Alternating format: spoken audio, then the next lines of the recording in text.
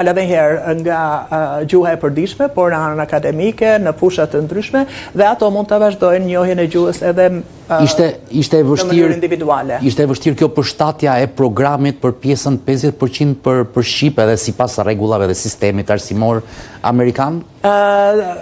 Ky është vetëm fillimi. Vështirësia tani fillon. Sepse në klasën e parë, kur marrim lëndët shkencore, matematik, do të thonë pavarësisht se duket si term shumë i madh në lëndë shkencore, po gjithsesi ajo është, pavarësisht se fillon nga baza, është më e përshtatshme, është e thjeshtë, do të thënë gjithkush mund ta përshtas me standardet e shtetit të New Yorkut, që je i detyruar të mësimdhënia do të bazohet në ato standarde. Ama këto nxënës që janë si vjet do vinë vitin tjetër prap. Tani do shtuar edhe materiali gjuhësor, është shtuar edhe niveli i vështirësisë dhe përshtatja do jetë, do të thonë kërkon më shumë punë. E vërtet. Në bashkëpunim me Ministrinë e Arsimit këtu në Tiranë? Gjithmonë, po, në bashkëpunim me Ministrinë këtu në Tiranë, gjithmonë në bashkëpunim me Departamentin e Arsimit në New York, sepse në fund të fundit janë ato që e mbikëqyrin programin, janë ato që janë përgjegjës për efektivitetin. Në fund të vitit shkollor, efektiviteti jo vetëm i programit, po i tërë shkollës, dhe më thënë matet me rezultatet e çdo klase në tërësi. Atëherë, ato janë shumë të interesuar që në mësimdhënia të bëhet në nivelin bashkëkohor, në nivelin e duhur, dhe rezultatet të jenë të justifikueshme që programi vërtet të ketë vazhdimsi, por edhe të ketë interes. Ndërkohë që kjo klasë do vazhdoj progresivisht, klasë e 2, e 3 me radhë, do ketë prurje tjetër, do filloj prap vitin tjetër nga e para, dhe kështu do shtohet edhe kontingjent. Si ka qenë interesimi i prindërve i atyre që kanë mësuar për këto klasa në gjuhën shqipe në sistemin publik në New York, për ata që nuk i kanë fëmijët në këto klasat para? Ka kërkesa për vitin tjetër? Ka shumë kërkesa dhe kishte shumë kërkesa për shtatorin që kaloi. Kërkesa, do të thonë, për tej pritshmërive tona. Nuk e mendonim që kërkesa do ishte në këtë nivel, duke konsideruar që është hera e parë që një model i tillë dhe ka dhe skepticizëm. Por kërkesat kanë ardhur jo vetëm nga njësitë administrative të tjera ose borough të tjera në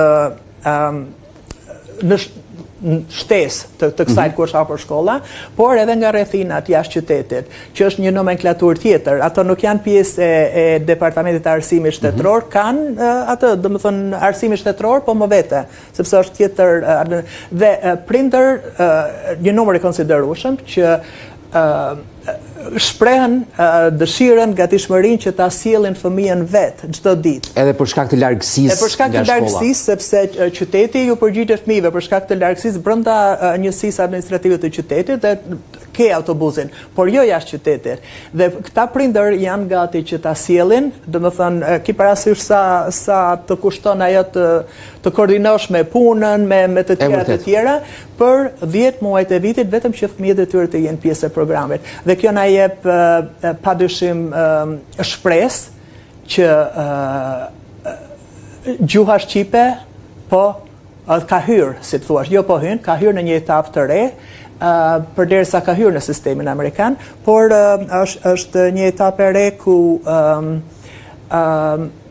roli dhe vlerat e saj po afirmohen institucionalisht. Sa është kërkuar ky model të përhapet për te New Yorkut?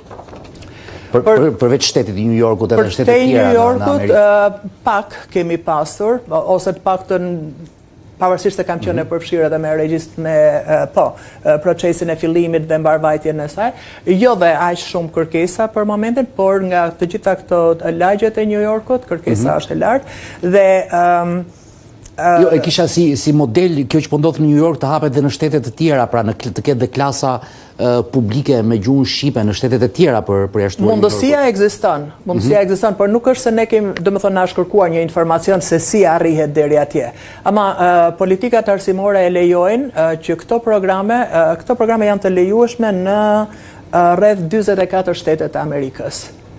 Natyrisht ku popullsia është shqiptare, le themi, është më e madhe, interesi do jetë më i madh, por që po të kërkohet, po të ndiqet rruga e duhur me institucionet, me gjithë ato kërkesat e procedurën që duhet, mund të shtrihet deri në këto 44 shtete nëse interesi. Dhe ashtu siç e thash edhe në panelin që ju përmendët, tani nuk jemi më në fazën që a do ta bëjmë, a do ta çojmë të jap, a do ta lëmë këtë si një sukses të vetëm, të izoluar. Tani jemi në fazën që sa shpejt do ta bëjmë dhe kush do të jetë përgjegjës për këtë. Pyetje interesante, por ju jeni bashkarisht me këto pyetje. I keni me vete ju dhe bashkë me Mark Gjonajn që keni punuar fort për vite me radhë për të arritur të sukses. Dhe për fund, shtetet e tjera që u përfaqësuan në këtë samit të diasporës, a do ta shikojnë si model për ta përshtatur edhe ato, dhe nuk e di si mund të jenë ligjet e sistemit arsimor në vendet e Bashkimit Evropian? Por më momentin, domethënë shikohet si program që do zgjerohet ose model që do zgjerohet në Shtetet Bashkuara të Amerikës, por që ka elemente të veçantë që mund të replikohen edhe në Europë. Mbase jo programin në tërësi, jo modelin në tërësi, pavarësisht se e provuar edhe në rezultatet, siç thash, të fund vitit të çdo shkolle, por edhe në studimet shkencore, është që ky është modeli më efektiv në ruajtjen, në trashëgimin e një gjuhë ose në mësimin e një gjuhe të re, qoftë kjo amtar apo qoftë gjuhë huaj. Gjithsesi, klauzola të tjera ekzistojnë në Europë, mundësia. Në Europë, gjuha shqipe në shumë shtete është e institucionalizuar, në ç'kuptim. Nëse është një numër i konsiderueshëm shqiptarësh në një shkollë, shkolla i bën në dispozicion 2 orë në javë ose 3 orë në javë, pasdite, ambjente të shkollës, të njëjtët nxënës, por kjo është kaq e limituar, një herë në javë, domethënë, dhe kur mendon që këto 2 orë në javë ose edhe 3 maksimumi, përfshin edhe aktivitetet, përfshin edhe ruajtjen e kulturës, edhe përgatitjen për një